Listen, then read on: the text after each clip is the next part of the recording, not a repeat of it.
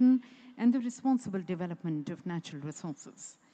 Joining us here on the dais is also the Secretary General of the International Energy Forum, Honorable Mr. Jassim Al-Shirawi. And ladies and gentlemen, steering this very important conversation which we are going to be having with the leaders is once again one of the most globally respected voice on energy markets and geopolitics. We have Mr. Javier Blas, the opinion columnist, Bloomberg, as the moderator. So as we begin these conversations, I hand over the stage to our moderator, Mr. Javier Blas.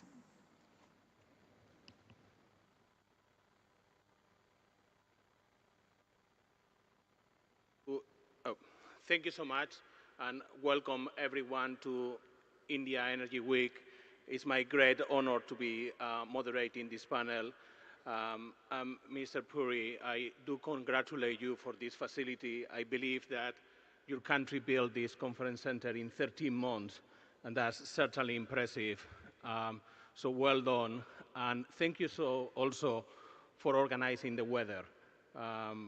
I come from London. I think that you, sir, were the Deputy High Commissioner in London about 25 years ago, and you know well what the London weather looks like on a morning in January. So well done also for the weather. Thank you.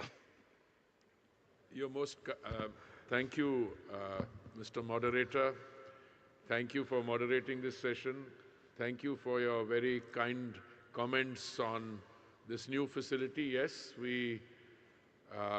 and I want to thank all those concerned. It was constructed in a short period of time, I think 13 months. ONGC had 250 acres of land, and during a conversation, the idea came up, and well, the rest is history. But I believe this is only the beginning. I'm going to encourage them to, in fact, develop this facility and ensure that the venue becomes a major global conference tourism attraction. Insofar as the weather is concerned, if I may be allowed to say, I think you exaggerate a little about my ability to get things done. Because if I had my ability, I want to thank the Chief Minister who is in charge of that department, the weather department. But I somehow worry about extremes. So what you said about London, we had a storm in the United States where it was -17 in parts of New York and thereabouts. I would have preferred it a little cooler in Goa, but it's still, if it's given a choice between the weather here and the weather in London, even though I like London very much, my preference would be Goa just now. Thank you, Minister. I think that Minister Hodgson of Canada and I will probably happily take for now the weather in Goa. As I left, we were getting 3 feet of snow in Toronto, so I'm very happy to be in Goa. Excellent. I'm very lucky. I have a fantastic panel, Minister Puri of India, Minister Hodgson of Canada, and Secretary General Jassim Al-Shirawi of the International Energy Forum. And Secretary General, let me use your fantastic abilities to be my expert on this panel. If I may perhaps start with you. When you look at the energy landscape today, what do you see and what are you expecting in the next few years?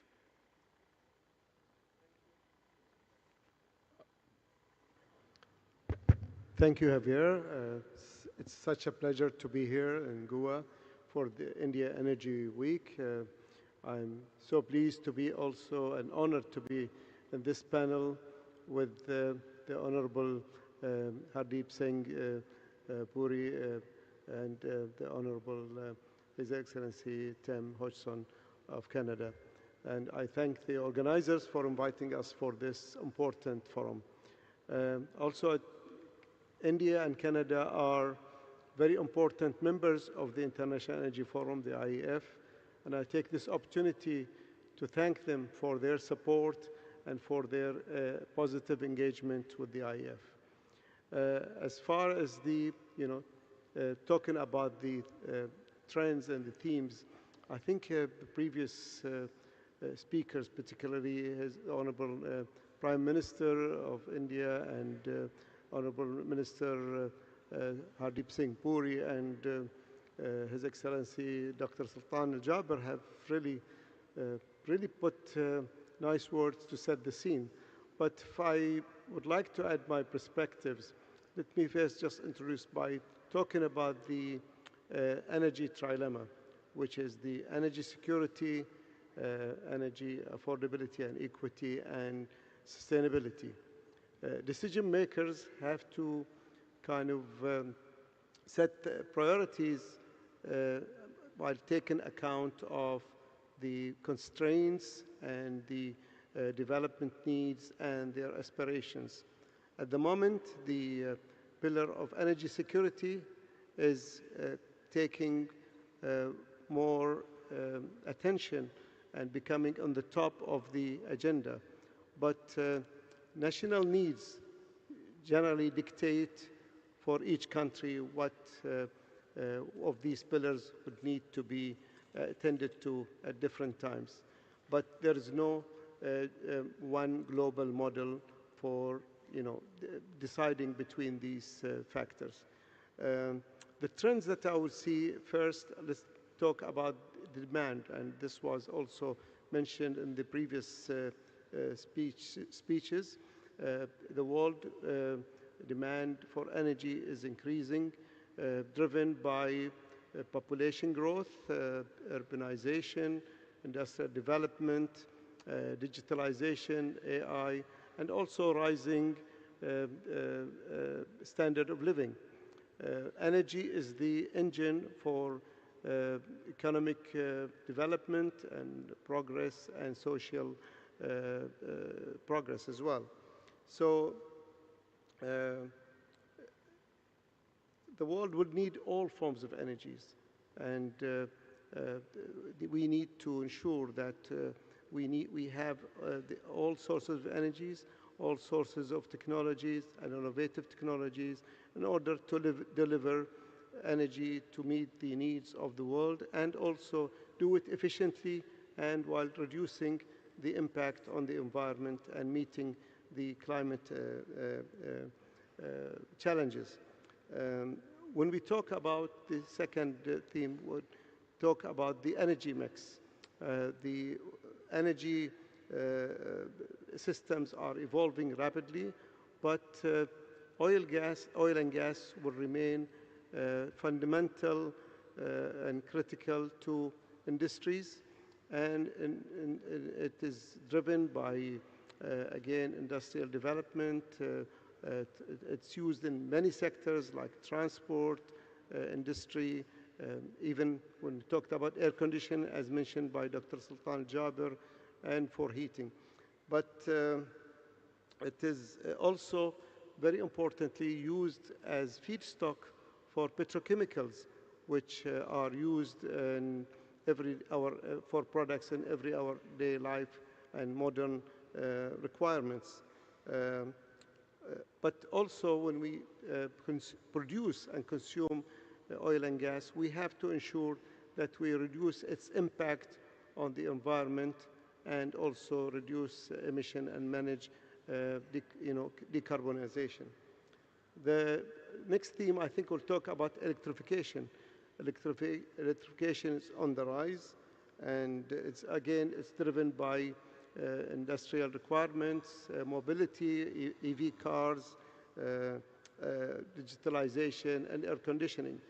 But when we talk about electrification, the center of gravity is being shifted toward power systems and putting the spotlight on electrical grid.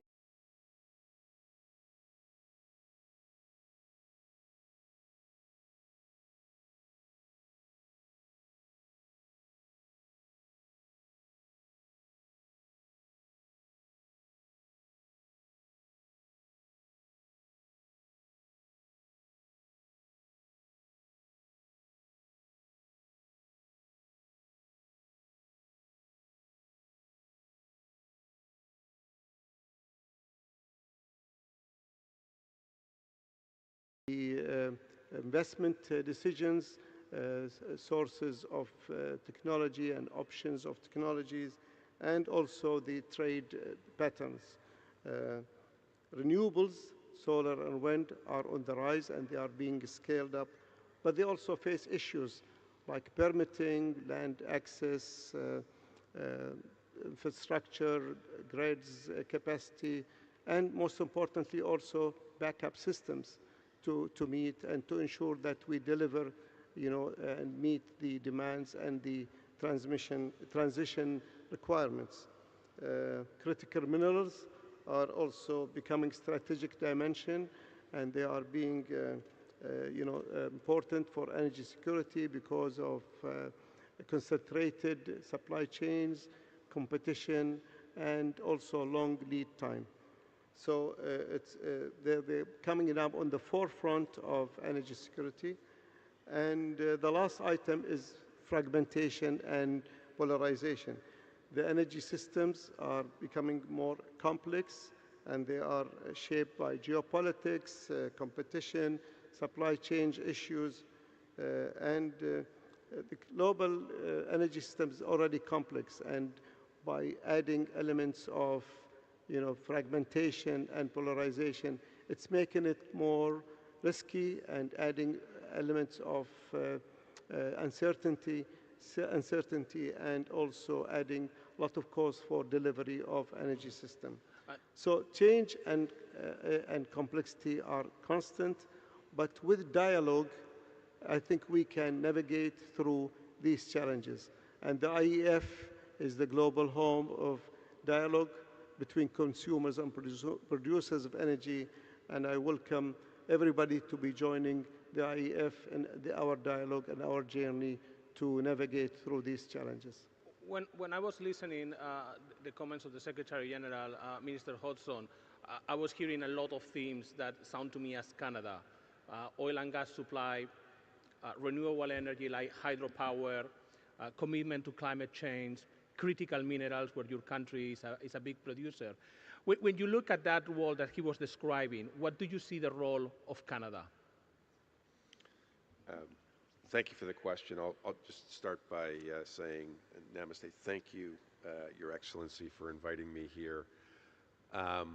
It's a long way from Canada to Goa, so why am I here?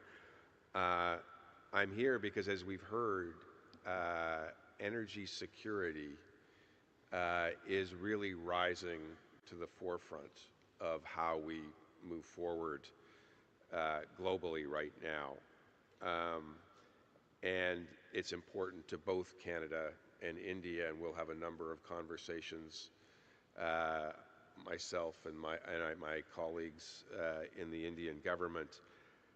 And I think that what we have to understand is the backdrop. And I think many of you heard the Canadian Prime Minister in Davos last week, and he had some tough words, but he spoke truth. He spoke what is actually happening in the world today. And what is happening in the world today is not a gradual economic transition, it is a rupture. It is a rupture in the way the global trading system works. The rules-based order that we all have been building our economies around, one that was based on multilateralism, one that was based on free trade, the hegemons of the world have decided that's not the way the world's going to work anymore. They've decided the world will work in a much more mercantilist way. So what does that mean? I don't need to tell India what it means when people use their economic integration with your country for coercion. I don't need to tell you what it means when hegemons use tariffs as leverage. It is a changing world we live in, and energy is at the center of that. I'm here because, like you, the way to resist that change is to build multilateral relationships and to double down on diversification of supplies.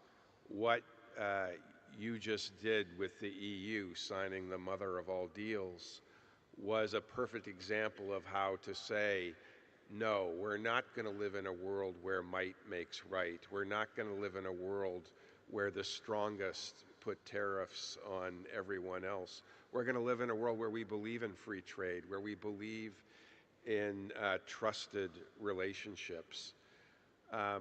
In Canada, we are one of the largest energy producers in the world. As was said, we are the, in terms of critical minerals, to power your energy transition, you need access to critical minerals. You've built a $4 billion fund to help bring those resources here so you can be the leader in clean energy you want to be. Canada is a great supplier of those critical minerals, and we'll be talking about that. And a number of our companies are here at this conference to both help you develop your own critical minerals, but where we have ones to share to help you with energy transition, we will be doing that. I think, Your Excellency, you talked about LNG becoming 15% of your energy mix. What I hear when I visit places like London or Germany, I hear very clearly, hey, we made a mistake. We relied on one supplier for natural gas, and that was a very strategic blunder. We can never let that happen again. We need to diversify our supply. Canada used to provide 98% of its energy to one customer. We are committed to diversifying our supply. We see the opportunity to work with India, as was said, to the fastest growing demand for energy in the world will be in India, whether it's LNG, LPG, uranium, where we have the world's largest supplies of uranium, whether it's oil. We're now building pipelines to the West Coast. We have 3 pipelines built. We are looking at building more. That is because we believe the world we want to live in is one where we're going to trade with everyone. We will never use our energy for coercion. We believe middle powers should work together to resist hegemony, and that's why I'm here. Thank you, sir. Mr. Puri, you bring a fantastic angle to this discussion because you spent nearly 4 decades in the foreign service in India with very distinguished positions in London, Brazil, United Nations. And you have been Minister of Petroleum for nearly 5 years in a very volatile world. So bringing that lens of your previous experience as a diplomat and your new lens as a minister in the energy arena, what do you see today and how do you navigate that new landscape that you have in front? Thank you very much, Mr. Moderator. Yes, I spent 39 years in the Foreign Service as a diplomat. I also spent 4 years after that international think tanking, and now this is my 9th year in the Council of Ministers. But I think one of the more defining lessons for me was as a student of history. You know, I study continuity and change as a discipline. And I genuinely believe that whenever you are faced with a challenge, there is also an opportunity. And I want to steer away from characterizing the global turbulence. There is turbulence. I mean, anyone who tells you there's no turbulence, I think lives in a fairy, Alice in Cuckoo Land kind of situation. There is turbulence. Did we create the turbulence? The answer is no. But we have a set of circumstances which are unfolding, Somebody is dealing the cards, a number of people are dealing the cards, and we have to adapt. Now, for a country like India, I think it's not just a negotiating strategy. I mean, I may honestly tell you that it's a survival. If we don't have energy, energy is the lifeline of an economy, lifeline of an economy. And you mentioned, my colleague from Canada mentioned our desire to take natural gas from 6% to 15% of our energy mix. Yes, we very much want to do it. We have made efforts, but I'm sorry, I must make this confession that we are still closer to the 6 than to the 15. So there is an opportunity here. And that opportunity presents itself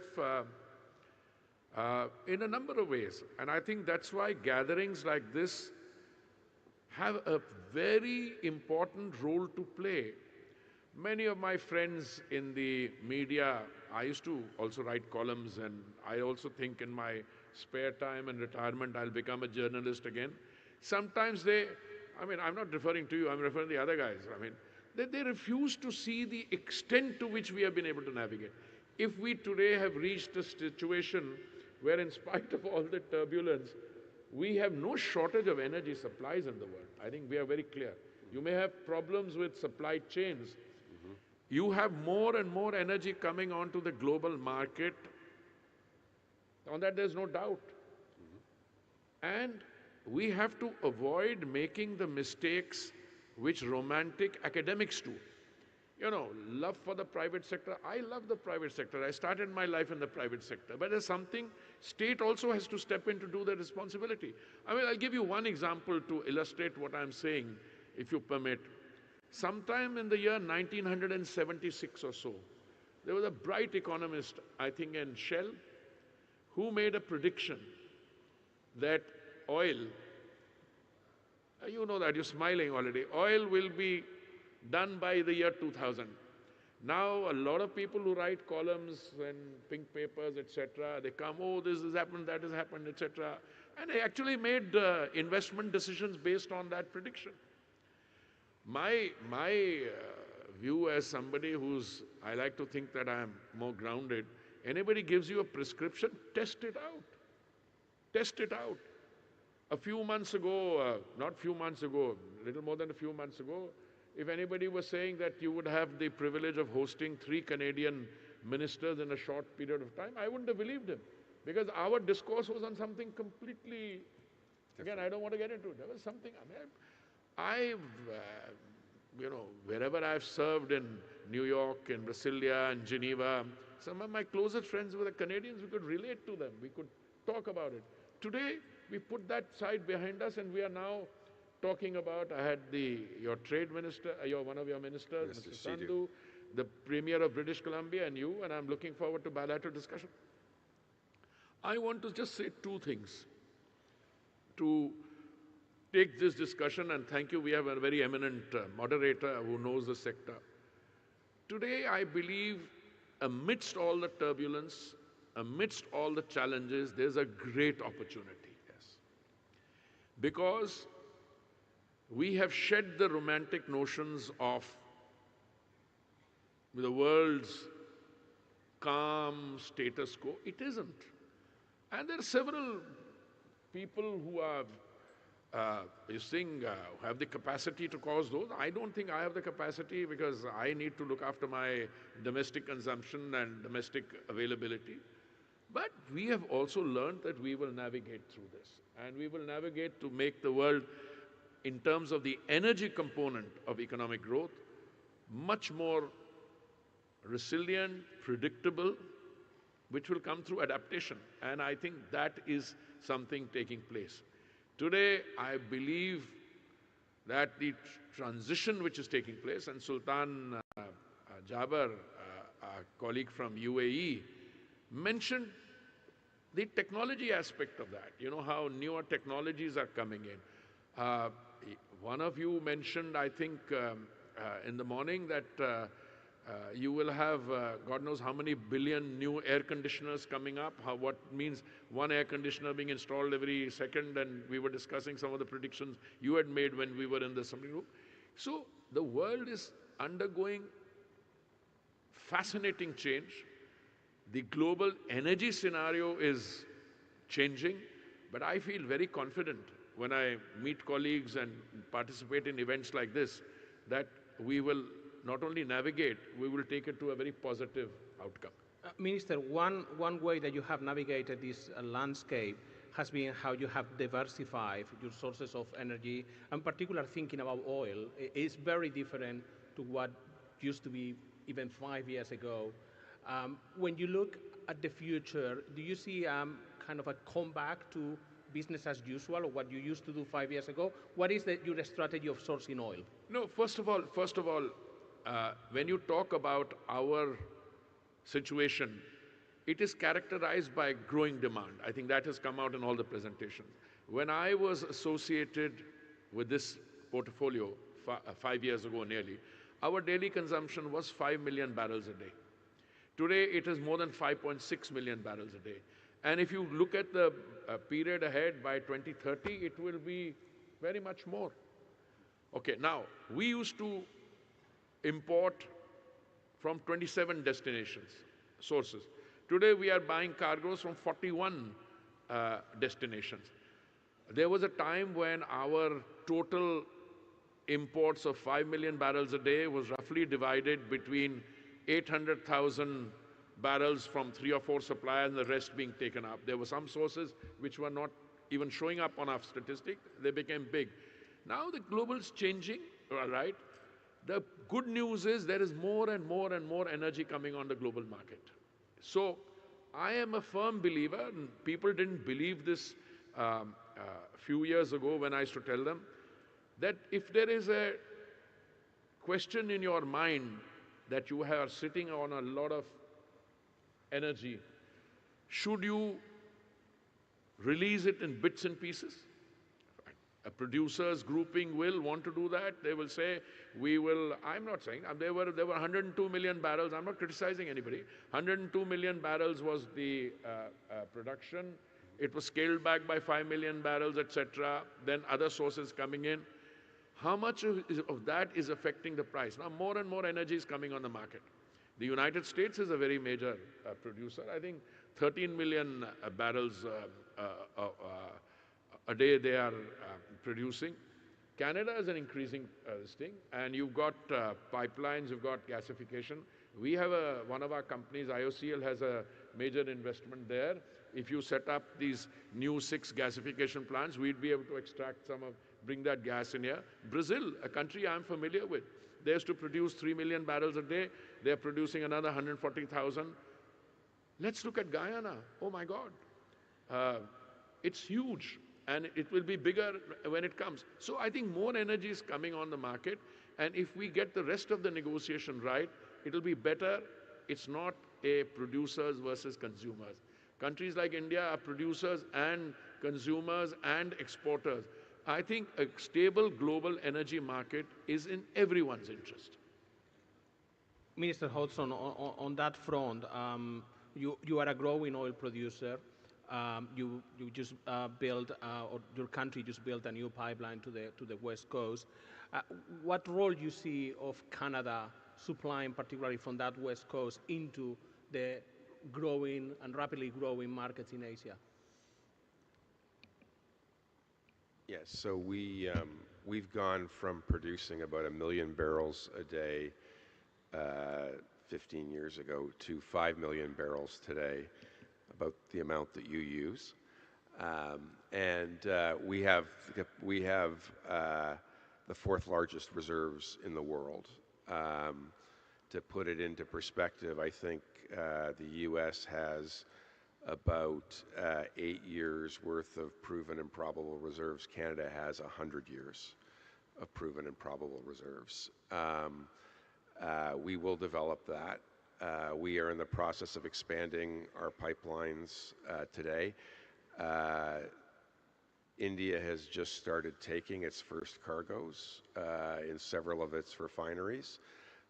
Several of your refineries are being expanded to use a heavier slate of crude, which actually matches up perfectly with what we're doing. And the interesting thing is that slate is great for petrochemicals and great for producing plastics and EVs. So it's not just about gasoline; it's also about contributing to the energy transition. So we are working hard to diversify on LNG. We've set up our first export terminal. It's doing 12 million tons per annum. Right now, most of that gas is going to Japan, Korea, Malaysia, China, and then Shell is sending it around the world. But we've got projects in place to take that up to 50 million tons per annum over the next 5 or 6 years. And so there's a tremendous opportunity for us to help you meet some of your need. And then LPG is the other opportunity where you talked about connecting 380 million homes and clean cooking. We're setting up our first terminals. They will be, well, our first ones are in operation. We've got another one coming on this summer, and we've got more coming after that. So I think we can be a good and reliable supplier to India. I want to thank, can I just come in Please. for a minute? You know, I hear you, that's been exactly our assessment, and I think you're fortifying that, and when you have your bilateral discussions here, I think some of this can be followed up. But I'm also very interested in highlighting another area where cooperation between countries such as ours, including the UAE, including many friends in the Arab world, etc., it's going beyond traditional fossil fuel and derivative engagement. I mean, critical minerals is an area where there's tremendous scope, I think. We are also into the green hydrogen business a lot. I think we've succeeded through 3 tenders to bring down the cost per kilogram way beyond what I expected in my tenure.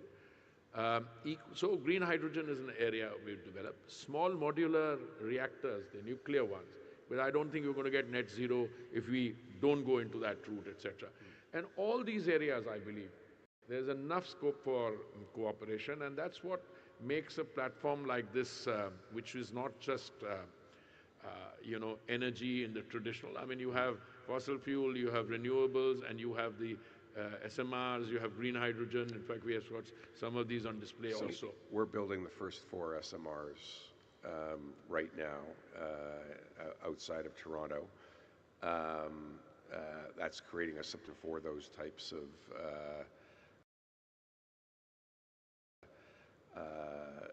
they're smaller. You can put them in smaller load centers, and we're very excited to talk to you about that. Equally, yeah. And bioenergy is another area that India, I mean, you are a powerhouse in agriculture. And No, biomass, I mean, we didn't touch on sustainable aviation fuel, but let me just say that we've gone from 1.5% mixing of ethanol in the basic feed, which is available at our pumps. We had a target of 10% by November 22. We did it 5 months in advance. We had a target of 20% biofuel blending till 2030. We did that 6 years in advance. So because of the biomass, you're moving very fast. Sustainable aviation fuel, you know, with or without the European Union mandates coming in over a period of time, we've already started applying our minds there, and I think there's a tremendous scope for both cooperation and investment in sustainable aviation fuels. Minister, at times from outside, we think about Indian energy mostly as a big consumer, and we forget that you are a big producer. And I was very interested in listening the presentation of Prime Minister, your ambitions to try to do more in finding oil, going offshore. Can you speak a bit of that and why you are doing this? No, for a very simple reason. You know, if you look at our sedimentary basin, 3.5 million square kilometers, if you look at where we are situated in the Andaman, I mean, you go there, that is Indonesia, you've got Myanmar there. I mean, there is oil. Every time they spud a well, they find something.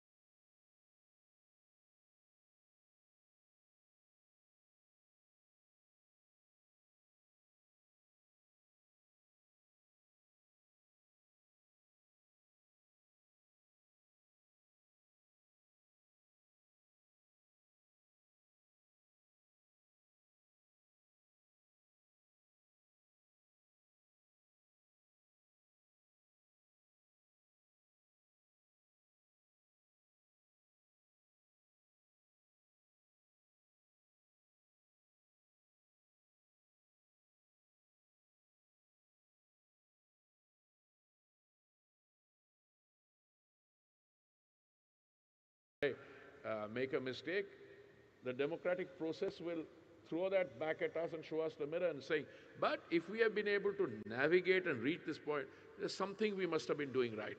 I appreciate your words, Minister.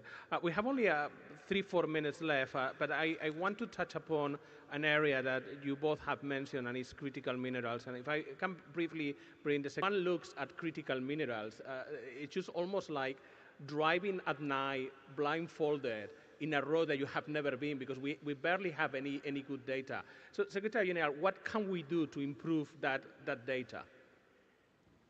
Thank you. Yeah, we are truly a believer in importance of data, and data leads to better decisions, and they reduce uncertainty. We have been the custodian of the Joint Organization Data Initiative, JODI, and we have last year celebrated 20 years of JODI oil, and since 2014, we have been also providing data on natural gas. We are at the IEF looking to expand JODI, and we are exploring the possibility of adding other matrices like sustainability, and also could be critical minerals, because like you mentioned, it's an area that lacks data. But we are working with our partners. We work now with 7 international bodies like the UN, Eurasia, APEC and Asia Pacific, OLADI in Latin America, and the OPEC and the IEA and the Gas Exporting Countries Forum. And we are looking to expand with other organizations like IRENA and other organizations in order to partner to improve the data availability to the energy arena. Minister Hodgson, during the period that Canada was the chair of the G7, you made a big push into critical minerals and tried to get the G7 working together. Can you give us an update of those efforts? Where are we, and what are you planning further for critical minerals? So we're at the last G7, we announced 26 transactions with 11 different countries, working on improving the investable minerals, trying to create greater certainty. That's through offtake agreements, in some cases price floors. That's in providing money for infrastructure. I know many other countries have been invited to start participating in the buyers group. What we're trying to do is create more of a level playing field. We've got one of the hegemons who's interested in controlling supply chains, and they have used that as part of the geopolitics that we're seeing. The critical minerals buying group is designed to create more certainty of supply for OEMs around the world.